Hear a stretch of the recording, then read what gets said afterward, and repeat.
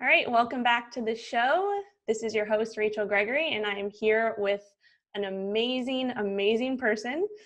His name is Dr. Ryan Lowery. What's up, Ryan? Hey, thanks for having me on. It's an honor. I'm so excited to have you. Seriously, you are like you're probably the reason I'm standing here, to be completely honest.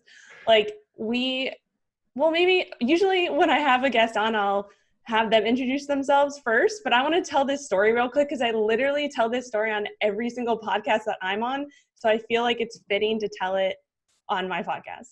Perfect. So I actually met Ryan in 2016. It was when I was presenting my thesis at the NSCA conference, the National Strength Conditioning Association conference. And I presented, it was like 8 o'clock in the morning. I think it was like a Sunday too.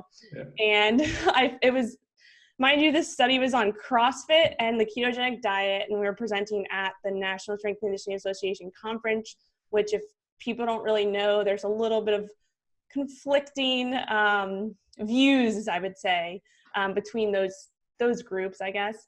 And I presented, I remember I was super nervous, had like no idea what to expect. And I finished presenting, and at the end of the presentation, when it was over, everybody was just kind of like sitting there like, okay. And all of a sudden, Ryan stands up in the background, and he has this huge smile on his face. And you were just like, literally, I remember this like it was yesterday. You're like, thank you so much for putting this research out there. Like, you don't know what it means. And you were just like thanking me. I was like, who is this dude? And then we started talking afterwards, and this was back in it was June or July of 2016. And literally you were the first person I ever met in the keto space. Like, I had done the study. It was like, I was still so new to it. And you were just like a wave of like sunshine. And we started talking, and, I came up to ASPI, and it's history from there. But like, literally you have been my mentor for so long throughout this time. And I just want to like say thank you right off the bat, because like you inspire me every single day. So anyway, I'm going to let you introduce yourself a little bit now. But yeah, I say that story on every single podcast. So I love that story. I love it. So yeah, why don't you tell us just a little bit about, your background, where you're coming from, and kind of how you got in the whole health and keto space, I guess. For sure. And I think to piggyback off what you were saying, I think that time was a huge credit to you for going out and presenting, like at the NSCA conference. Like you said, a lot of people don't really care that much about nutrition, let alone a very taboo topic like a ketogenic diet. So I was like, I need to stand up and like tell this girl she's amazing. And it's been amazing to watch everything you've done since then. So huge kudos to you for that. Likewise. Thank you. I think for us, it started very similarly. Like, my background, I grew up playing sports. So I played baseball, basketball, football, ended up going to the University of Tampa to play baseball. We ended up winning a national championship, which was awesome. But during that time, I was doing research, and I met a mentor of mine, Dr. Jacob Wilson, very early on. And during my freshman year, he kind of introduced me to the research route. He's like, hey, like, I didn't even know I was going to school to become a physical therapist, like gung-ho physical therapy. I was going to be a DPT, like common route, right? Yeah. But he kind of changed that trajectory for me. He's like, oh, you can do research. And we were doing, of course, a research study on baseball batting swing velocity, which was like really cool because it aligned with what I had a passion for. And that really just kind of trickled and carried on. And we really started looking at the ketogenic diet in early 2011 when Dr. Jeff Volek was actually presenting at the NSCA conference a couple years before we had met. But he was presenting there, and he was talking all about endurance athletes. And he was talking about his work with Dr. Stephen Finney and all these endurance athletes. And someone raised their hand. They're like, but Dr. Volek, what research do we have on resistance trained athletes? And he goes, well, we really don't have any. And so Jacob and I were like, let's do this. Like, I've never done a ketogenic diet before. Like, I was eating more carbs than I probably have an entire month now. Like, I was eating so many carbs because I thought that's what you needed to build muscle. So I was like, hey, I'm willing to try it. And so that really is what started us down this rabbit hole. We did the first study ever looking at ketogenic diet and body composition. And then since then have just really carried on. We've since created what you mentioned, ASPI, the Applied Science Performance Institute, and really just 24/7 are just doing research, having fun, and just studying stuff. Yeah, for sure. It's amazing, like just watching your journey and everything you're doing now. And it's just amazing. Like I look up to you so much. But yeah, so I know that like in terms of trying things out, like I was in the same boat too. I was like, oh, I'm just gonna, like, I have no idea what keto is. Like I'll try it out for myself, and ended up doing the study on it. But I feel like I'm always, trying out these different experiments, on myself and then like on clients, and, just testing out different waters. And I know I want to talk a little bit about some of your recent experiments. I don't know why I keep saying experiments over the past, I would say, year. So particularly the carnivore and the vegan experiments you did. So I think they're super interesting. I did a carnivore experiment for about a month. Although towards the end, it turned into a carnivore plus avocado experience. I just couldn't help myself. And so I got some good feedback on myself and tested out different waters and stuff, but I definitely want to hear what was your experience? I guess we can start with carnivore first and then talk about the vegan, because I've never done vegan. I don't have anything against it, but personally, I just haven't. So I want to hear, tell our guests a little bit about, how those went and what you results and all that kind of stuff. For sure. But both were tough. They weren't easy by any means, mainly because, and here's one of the things, just to give a little backstory, is I come from a family who a lot of us are overweight, obese. And then growing up, I was kind of the anomaly. Like I was the kid who was always active, drinking weight gainer shakes, eating whatever I wanted, could not gain weight. My coaches would get upset with me and be like, can you put on weight? And so for me, my appetite is ridiculous. It takes a lot for me to get full. And so when I first started carnivore, I was like, oh, this is going to be great. It's going to be super easy. And then I'd look down at my plate and there'd be granted a nice sized steak, but I'm used to seeing a side salad, some vegetables. And for me, that's one of the ways I control how much I eat is I always, when I'm out ordering, always get a salad first. And then I get my meal because it helps increase my satiety, helps keep me full. And that was one of my biggest struggles early on with carnivores. It took me about 2 to 3 weeks before that kind of mindset changed for me. And I needed to start incorporating in organ meat. And it wasn't until I did that I really started to see a change. And I needed to salt. I salt all of my foods now, but I feel like I was drinking salt by the container at this point. It was just different things that I had learned. And for me, the carnivore experiment was interesting. And I definitely I was eating a lot because it took a lot for me to get full. And I was eating a lot more ghee and stuff like that than I typically have. But in the same token, it was a struggle early on for me to get to a point. And cognitively, I didn't feel great until I started incorporating in organ meat. I thought I could just do it with pure muscle meat. And it wasn't until I started incorporating in, as much as I didn't love it, but Danny Vega would make these bowls with chopped up liver and incorporating ground beef. And I'm I got to try this because I do not like the taste of liver. And so I had to mask it with some other stuff. And that's when I was wow, doing that and bumping up my salt really kind of smooth things out. And it was a good month-long experiment, but I think it's a tool in the tool shed for me personally. Yeah, for sure. Did you notice, because I remember that you obviously did measurements like DEXA scan and blood work and all that stuff. I believe that you did a stool test or something and it got lost or something like that. But what are kind of the results? Maybe talk about the DEXA and just whatever other tests you did maybe. For sure. Yeah. Everything seemed to go well. I didn't lose muscle, which is counter to the next experiment we'll talk about. I maintained or gained muscle. All my blood markers were were completely fine, which people that think that eating high amounts of meat causes adverse events to your blood, we didn't see that. Like my blood was fine, no significant changes. And like you said, the microbiome is probably the most interesting, right? Because I think a lot of people have questions there. Even I still have questions there of like, do you need some degree of fiber to positively affect your microbiome? And there you have people on both camps who argue like, no, you absolutely do not need fiber. And then you have people arguing and showing the studies of the benefits of fiber. And so I was interested in looking at it, but unfortunately, Ubiome lost my stool sample, and needless to say, they actually ended up going out of business several months later. So, yeah, so that was unfortunate that we couldn't compare that, but that's literally one of the unknown answers surrounding carnivore.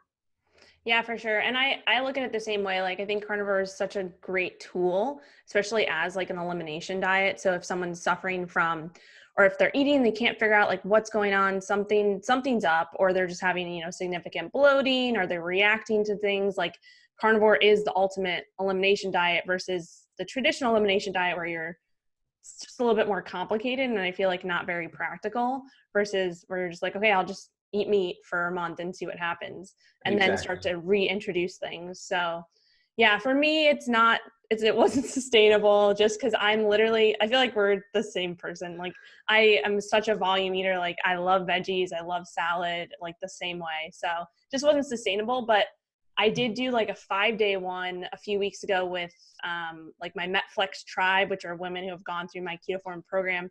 And we just did like a 5-day carnivore experiment.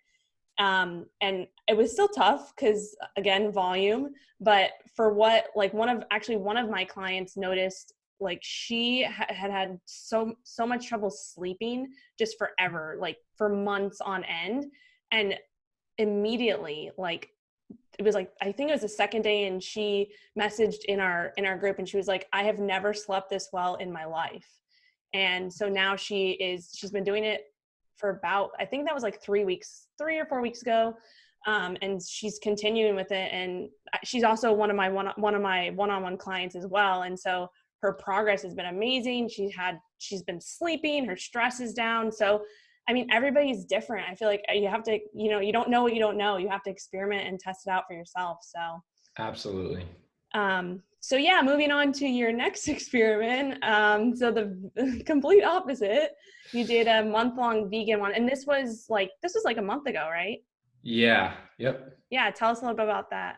Yeah, so this one was a little bit more challenging, right? Because I'm traditionally a meat eater, right? So going to not having any animal products whatsoever was a bit more challenging. And the reason why I did it is I did a video kind of talking about the game changers that got a lot of attention. And so I got a lot of people who were like, well, you did the carnivore experiment for 30 days and you've never done vegan, just try it. And I'm like, that's fair. Like, I know you and I always talk a lot about like, hey, I don't want to be the person on the sideline bickering if I'm not going to get onto the field and play. So I'm like, all right, let me get on the field and play. And so I tried it. And the one thing I learned very early on, and this is good, is that I went into it. So the entire month of December, I strategically was not keto.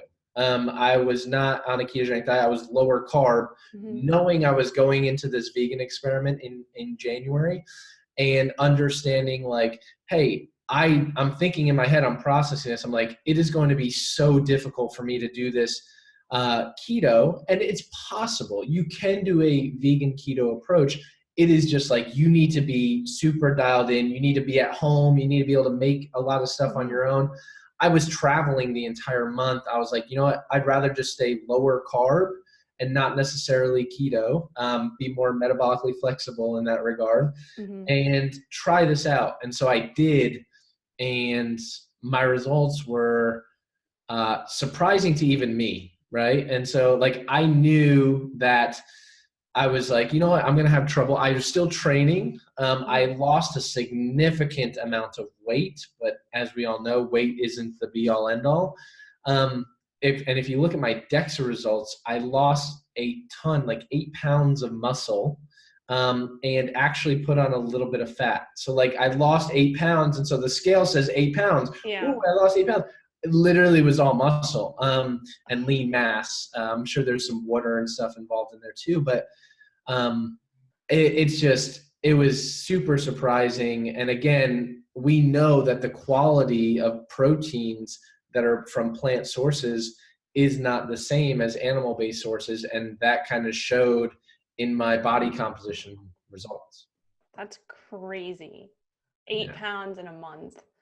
And that, I mean, it just shows like you can't rely on the scale. Like the scale, I believe, is a good tool, but you cannot rely on that for everything because it does not show you the whole space. It doesn't mean that you have to like go out and get a DEXA scan, but like, for example, with my clients, we always measure scale, body tape measurements, and progress pictures, like those three together, plus all the biofeedback markers, which is another thing, but like you just can't rely on the scale. And I think that that's something that throws a lot of people off. But have you since gained back? Right now I'm up 3 pounds, but like that's the most discouraging part is like I'm not a quick gainer. Like it is difficult for me to put on muscle. And so I've been eating still low carb, more ketogenic, but I've been eating like a ton of Cobb salads. Like I love Cobbs. I've been eating plenty of meat and like I'm training hard, but like it's going to take me a little long to like put back on that size. So I'm going to probably try and DEXA again in maybe a couple weeks or a month and see if I was able to gain any of it back. Yeah, I'll definitely have to follow up with you because I'm super interested in that. But while we're on the topic of muscle, so obviously me and you have done research on, keto and muscle and all of that. And it's definitely one of those hot topics out there. So in terms of like following a ketogenic diet and building muscle, I want to talk a little bit about that and kind of get your feedback on that. But I also want to move a little bit more towards this concept of, metabolic flexibility and whether or not that could be potentially maybe a better thing to shoot for versus being, keto 24/7. And we can talk about this in all different aspects, but specifically in the realm of kind of building muscle, what's your kind of experience and take on that? For sure. So our original research that we did back in 2012 it was the first study ever to look at, can you build muscle on a ketogenic diet? And that was an unknown question. So basically what we did was we took individuals, we adapted them for 2 weeks. We put them on a ketogenic diet or a Western diet for 8 weeks, and we matched for protein intake, which has never been done before. So we matched for protein intake so that way someone can just say, oh, well, the ketogenic diet group had more protein. No, they both had the same amount of protein.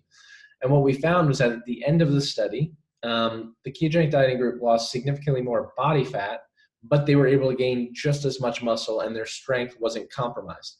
And so what's typically seen in ketogenic diet studies that show impaired lean mass or impaired performance is they're not allowing them to adapt. They're doing it for 2 weeks. They're doing it for 1 week. And they're like, look, it doesn't work. Well, of course it doesn't work. Like you're not allowing them to adapt. And so since then, studies like yours, Dr. Mike Roberts' lab, there's studies in power lifters, and there's studies just showing it's possible. Now the question, I guess, and this is something that I think you and I are 100% on the same page on, is do you need to be 100% keto all the time, 24/7, 365? Is that ideal for building muscle? Like if your goal, like you mentioned, is to optimize muscle mass, is that ideal?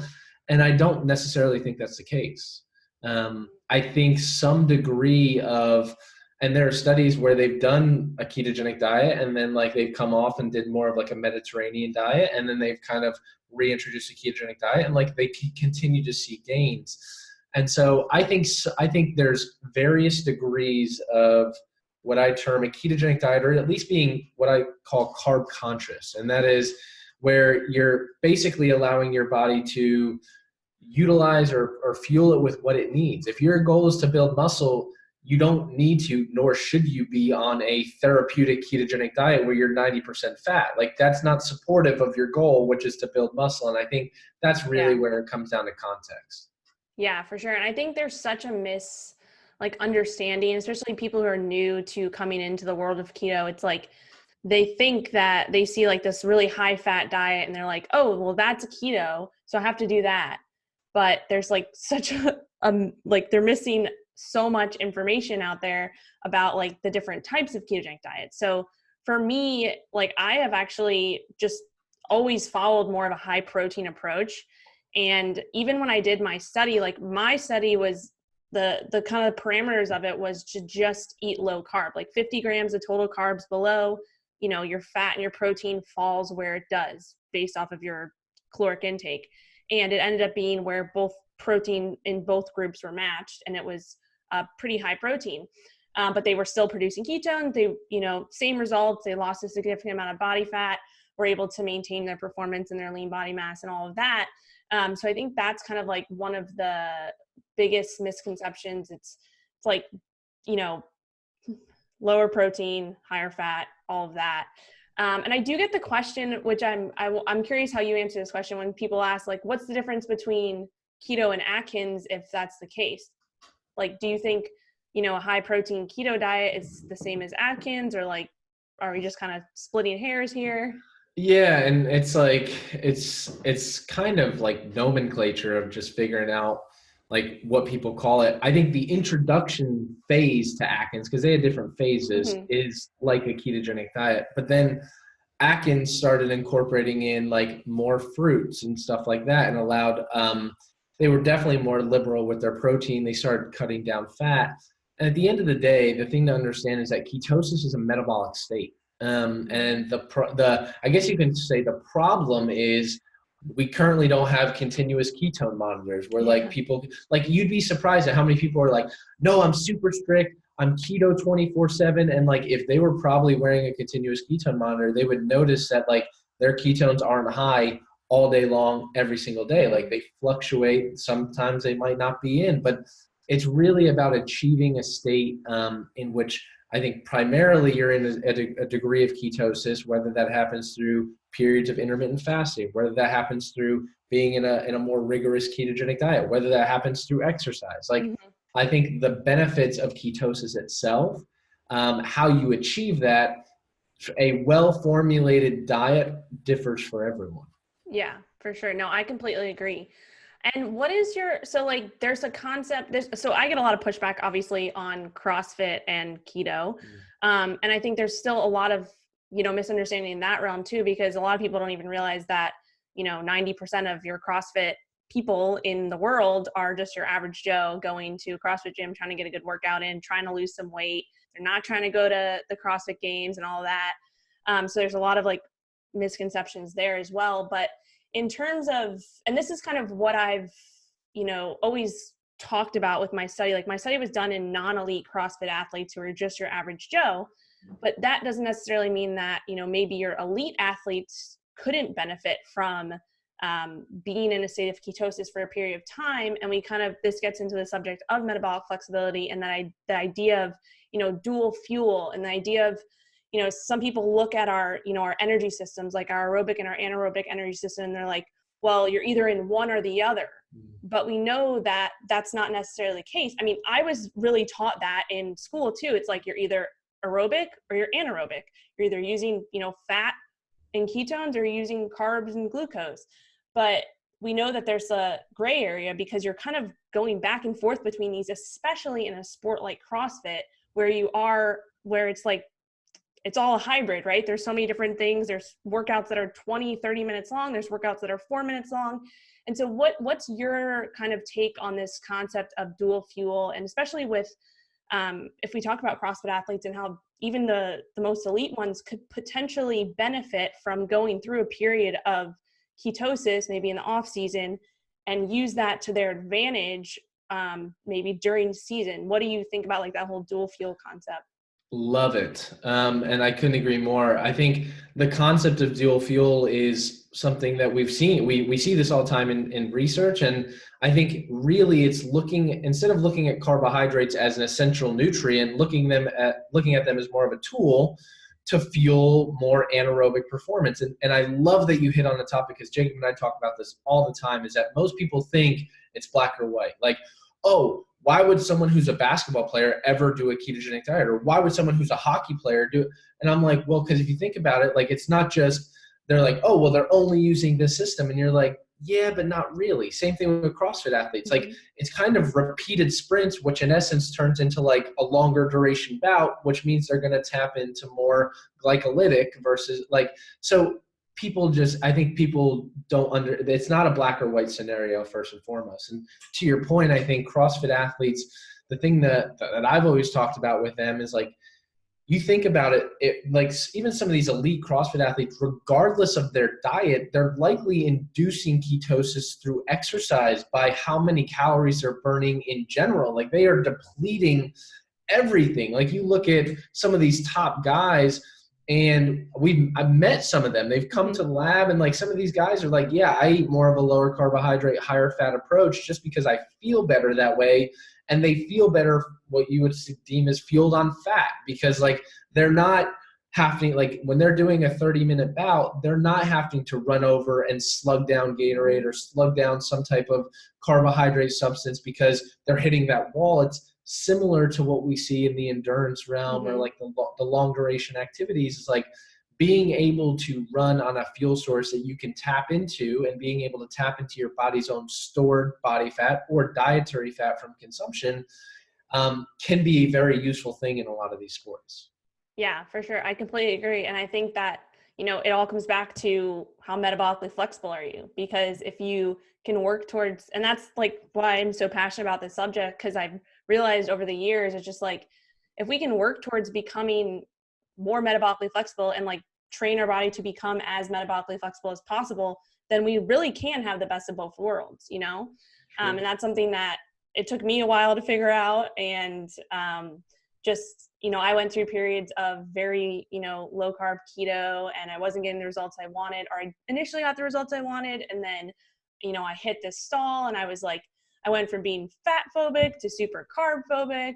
And that's really what, you know, a lot of women who come to me that's where they're at. And so I was like, I realized that for myself, and I was like, wow, like there are a lot of women, especially with kind of keto becoming popular when it did, you know, I would say maybe like 2 years now, a year and a half, I don't know, around that kind of peaked. And so all these women especially they went keto, they found, you know, great results initially. And then all of a sudden they hit this like quote unquote plateau, and they're so carb phobic, and they're just like, I don't know what to do now. And it's just like, I feel like there's this disconnect within like this community. Just there's some people who are like strict, you have to be keto 24/7. There's others who aren't. And I think there needs to be like I don't know, just some more education. Yeah, a middle ground. And that's what I'm trying to like help, you know, move that forward in terms of, you know, teaching people that maybe your end goal should be being more metabolically flexible and working towards that. So that's like kind of what I've been trying to do over the past year, and found a lot of success with that. But in your regard, so I wanted to ask a little bit about, because I know that you've done some research with, this just came to mind, with like contact sports, so like football and things like that. Have you done any research looking at the ketogenic diet in, say, football players, and how that affects, you know, cognitively and the brain and all of that? Yeah, so we haven't done anything, and this is actually a really good point, and just with athletes in general, because sometimes we have athletes that come to our facility that are like, hey, I want to do this. And the one thing I will say, like even with CrossFit athletes or football athletes, like the best time to try and switch your diet likely isn't in season. So like if you're in the middle of your season and you're like, I want to switch over to a ketogenic diet, probably not the best idea. Like I would tell people, probably not, like wait till after. Instead, let's start shifting your calories, maybe utilizing a supplemental ketones, things like that, to kind of support what you're doing. And so a majority of our focus with traumatic brain injury, we're also looking at Alzheimer's and Parkinson's, just neurological conditions currently, is it's more difficult for these individuals to implement a ketogenic diet. Like I was recently talking with Dr. Mary Newport, and like with her husband, she was spoon feeding him coconut oil just to try and get ketones elevated in his body. And like, there was no way. He wanted his sandwich every day, and he had pretty severe Alzheimer's. And that's something that, one second. It's okay.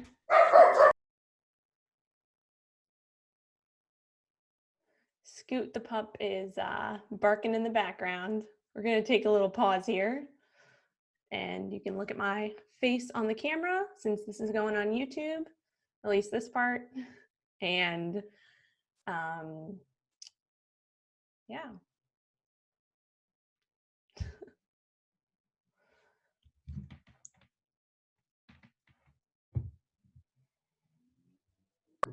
Sorry about that. I deal with it all the time. It's all good. Whenever people come and ring the doorbell, he loses his mind. No worries. So we can edit. Perfect. So one of the things we're looking at now is like, it's difficult to get them to implement a ketogenic diet. Like he always loved a sandwich. And so people that have Alzheimer's, Parkinson's, or even traumatic brain injury, think about an athlete. They get hit in a game, they put them under a curtain, they're looking to make sure to see if they can go back in the game.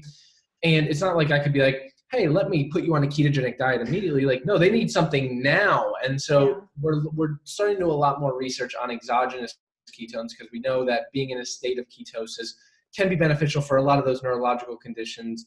And what we're seeing, the preliminary results are pretty promising, especially for this energy gap. Because I think a lot of it comes to an energy gap where these individuals, is a perfect example, people with neurological conditions are not metabolically flexible. They have insulin resistance of the brain. They cannot utilize glucose as well anymore. And so they are suffering from insulin resistance. And what are they like? They don't know, they don't have a solution. So what if you were to provide a different source of fuel?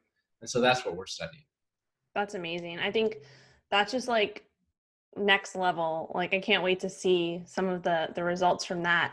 But while we're on the subject of exogenous ketones, I get a lot of questions from just people on social media, my clients, things like that, in terms of the different types of exogenous ketones and,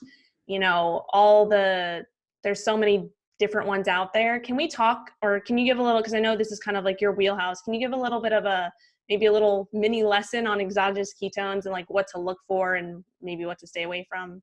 Yeah. So this is an intense, it's a lot to discuss. Yeah. And it's an area I'm fascinated with and one that I'm passionate about, particularly because of what's happened to the exogenous ketone world. And we could just get this out there, if you're taking exogenous ketones and eating Big Macs and French fries, nothing's going to happen. And I think that's one of the biggest misconceptions is there are people still like that claim, and the whole Shark Tank pill and keto and the keto scam that's going on right now is running rampant. And that's frustrating in that there are a lot of potential benefits of exogenous ketones. And there are companies that do not care about any of those potential benefits and literally just want to make a profit. And you see them all over. And if you're listening to this, you've probably seen keto pill in a bottle. Anything that is a keto pill that saying they're having exogenous ketones in a bottle is absolutely ineffective, and it's a complete waste of money. And I did a whole thorough breakdown of that because it's frustrating to me how many people are literally like wanting to try exogenous ketones or wanting to even just try and get into a state of ketosis and literally are taking 400 milligrams of some substance they don't even know what it is, when in reality, the dose that we're seeing in the lab that you absolutely need in order for there to be any type of effect is 3 grams of the active form. And that's a whole nother story of like, there's different isomers of ketones. Our body naturally makes one certain isomer, and most companies, 98%, 99% of companies that are out there are using what we call a mixed isomer, which is 50% of one form that virtually does nothing and 50% of the active form. So theoretically, if you're taking a dose of exogenous ketones, you're likely only getting half of the active form as it is. On top of that, all these companies putting it into a pill where you're getting virtually milligrams when the effective dose is in grams. It's just it's a challenging thing, but like you, I'm just passionate to try and help people and educate them so they don't waste money and waste time and energy on something that isn't going to work. Yeah. I feel like, I mean, it just comes back to any supplement in general, like in the supplement industry, like we've both been in it. You have to just always have your guard up because you never know like what's going on. There's just so much going on within the supplement industry. So, Sure. but in terms of like, the salts versus the esters, I know a lot, like not that many people are familiar with the esters because it hasn't really, I feel like it's starting to get a little bit more mainstream, but what would be the difference between those? And do you feel like the esters will potentially become more mainstream in the near future? It's possible. So salts versus esters, one way to just think about it is esters are longer chain and they're in a liquid form. So you see a lot of these shots, most of them that are out there are esters. They're very expensive per dose right now, whereas ketone salts are typically found in powder form. That's one way to decipher the two.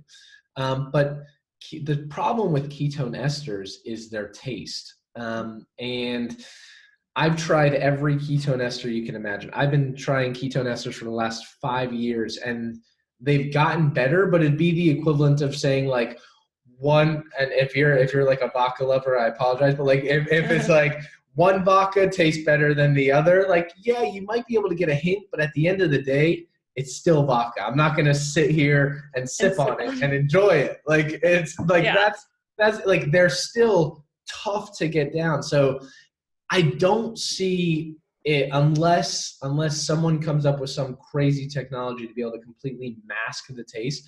The taste is brutal, but we do know a lot of the research has been done with ketone esters. Ketone esters can likely get you up to a higher ketone level. But if you're using an effective amount of ketone salts, I think you can get to a level where you're seeing a lot of these benefits, and some of the studies are starting to come out. But yeah, it's challenging. I would love for the ester to eventually make it to the mass market, but it literally tastes like gin. That's like from great grandfather. Yeah. I've tried the ketone 8, I believe that's what it's called. And yeah, it was horrible. But I did notice like a mental, when I did take it, it could have been placebo, but who knows? I did notice like a mental benefit. Like I was like For super sure. focused and all of that. So that was pretty cool. But yeah, definitely, hopefully like more research comes out on that and just more practical uses, I think, or practical ways of incorporating in different things and seeing, if even just like the salts itself, like doing some more regulation around that would be super good because there's just so much misinformation, just like anything else. But, so in terms of, I want to switch gears a little bit because I just watched your YouTube video last night from your experience at Rhythmia. And I don't know if you want to talk too much about this, but like maybe I've personally never like even looked into plant medicine or anything like that. For me, I'm like, I don't know, that's like my worst nightmare is to like not be in control. So I'm just curious, like what kind of pushed you down that line to try it, and what was your experience? And I guess maybe talk a little bit about what it actually is. It's ayahuasca, is that how you say it? Ayahuasca, yeah. Yeah, so like what is that? What does it do, and what did it do for you?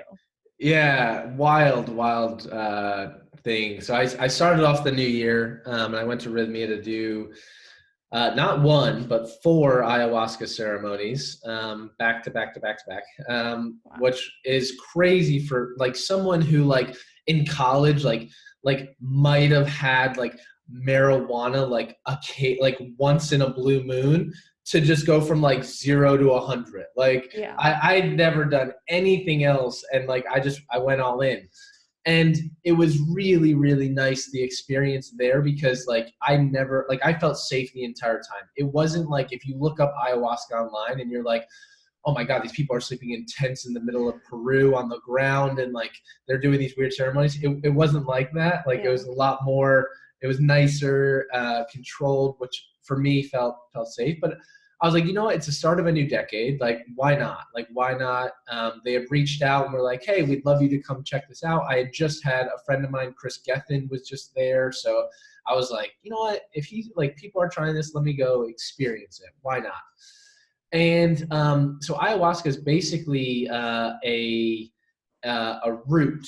It's a root in a plant that's found in the jungle, and basically they grind it up. And the main ingredient or substance in ayahuasca is something known as DMT, which is what gets it's like someone who is like dying usually goes through like a euphoric experience, and a lot of that is because their body's releasing so much DMT.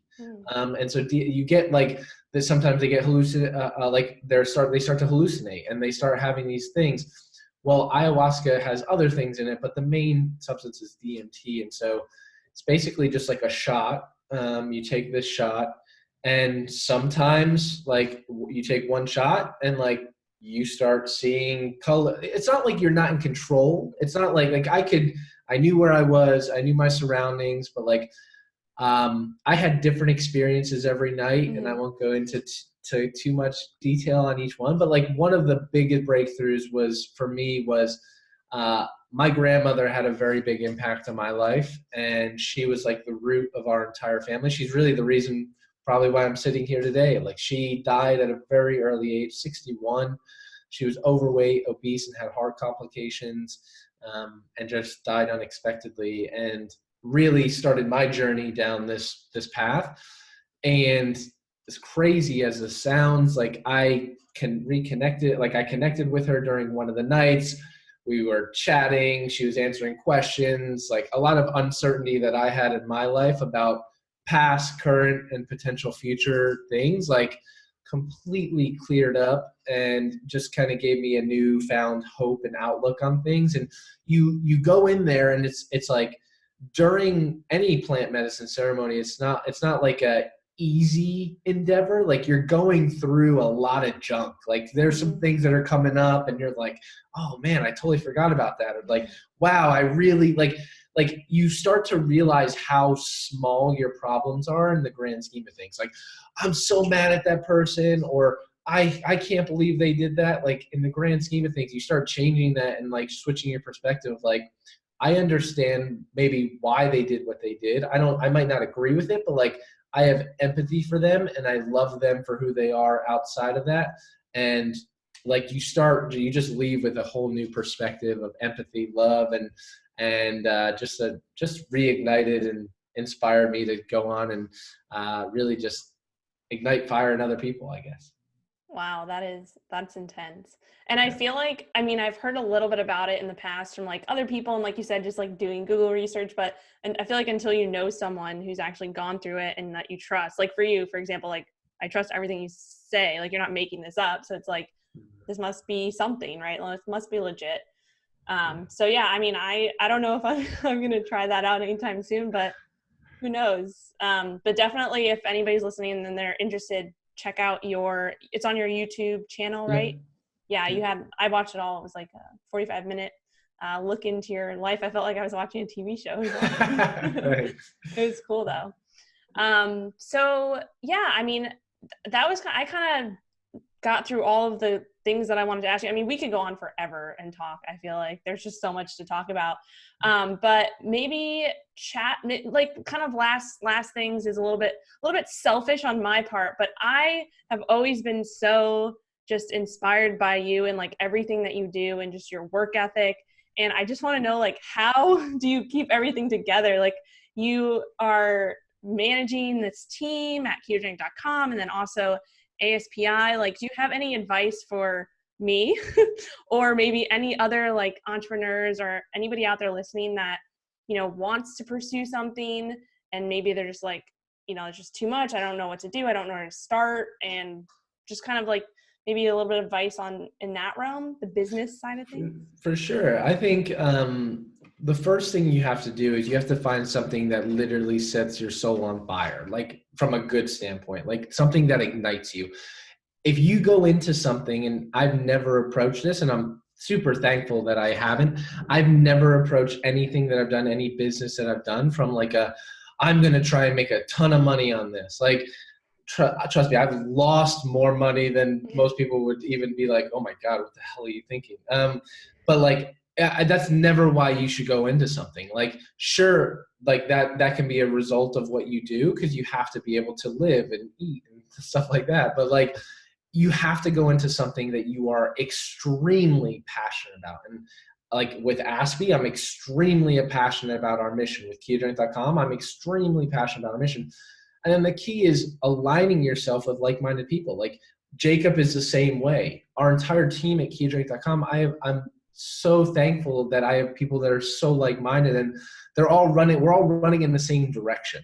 And I've learned a lot. And I think it's never going to be a smooth path, right? Similar to my ayahuasca journey, like there were bumps and valleys, it's rough, but that's how life is. And it's understanding, like, during those times when you're really low, like finding people, finding anchors, finding people that you're like, you know what, maybe I need a hand to get up. Like, how do I get out of this hole and keep going up? And then understanding, like, you might not always stay here. There are going to be times where you're like, damn it, I thought I had everything figured out.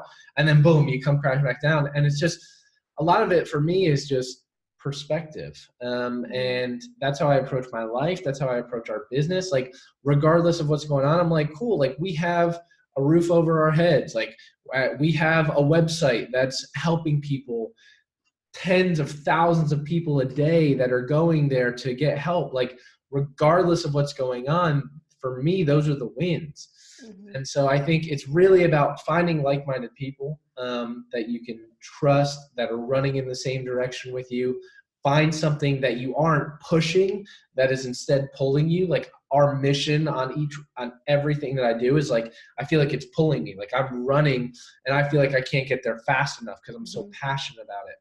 And I think the third thing is finding great mentors. Like, I'm so big on this, and I've been so fortunate. I've had people who some people would say have been like, they would crush their careers. Like, I've had people that have tried to crush my career, but like, I'm super thankful for them, as weird as that sounds, because they've taught me things. Like, they've taught me, like, hey, how to approach difficult situations, or like, they might have had something good in their entire thing while they were trying to crush me. Like, maybe I should look at that. Maybe I should be appreciative of that.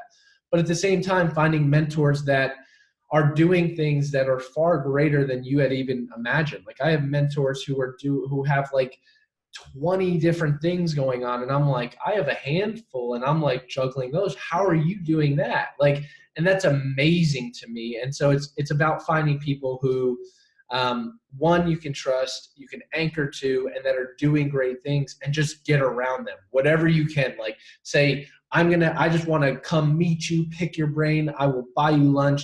I just want 5-10 minutes of your time, because like, just that alone could save you years of you just trying to figure it out on your own. I love it.